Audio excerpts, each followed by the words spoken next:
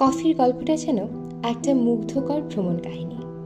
পাহাড়ের বনে লুকিয়ে থাকা একটা ছোট্ট লাল ফল থেকে শুরু হয়ে আজ পৃথিবীর প্রায় প্রতিটি কোণে পৌঁছে গেছে।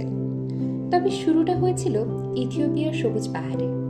নবম শতাব্দীতে ইথিওপিয়ার কাফা অঞ্চলের ঘন জঙ্গলে এক রাখাল বালক, যার নাম কালডি, তার ছাগলদের নিয়ে ঘুরে বেড়াচ্ছিল।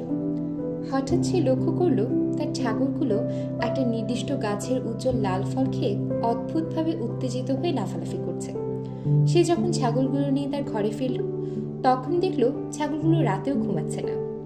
কৌতূহলী কালটি নিজেও কয়েকটা ফল চিবিয়ে খেল, আর তৎক্ষণাৎ তার শরীরে যেন বিদ্যুৎ খেলে গেল।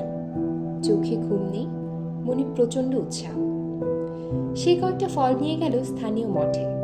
সেখানকার সন্ন্যাসীরা এই ফল দিয়ে একটা পানীয় বানালেন। এতে তারা রাত জেগে প্রার্থনা করতে পারতেন।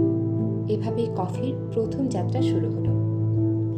ইথিওপিয়া থেকে লোহিত সাগর পেরিয়ে ইয়েমেনে কফি পৌঁছালো সম্ভবত 1200 থেকে 1300 শতাব্দীতে। এখানেই প্রথম বড় আকারে চাষ শুরু হলো। সুফি সাধকরা রাতের ধ্যান ইবাদতে জেগে থাকার জন্য এটিকে ব্যবহার করলেন। তারা ফল ভেজে শুকিয়ে গুঁড়ো করে পানিতে ফুটিয়ে পান করতেন। এটাই আধুনিক কফির প্রথম রূপ। 1500 শতাব্দীতে মক্কা, মদিনা, কায়রো, দামেস্কে কফি হাউস খুলল। এগুলো ছিল সমাজের কেন্দ্র।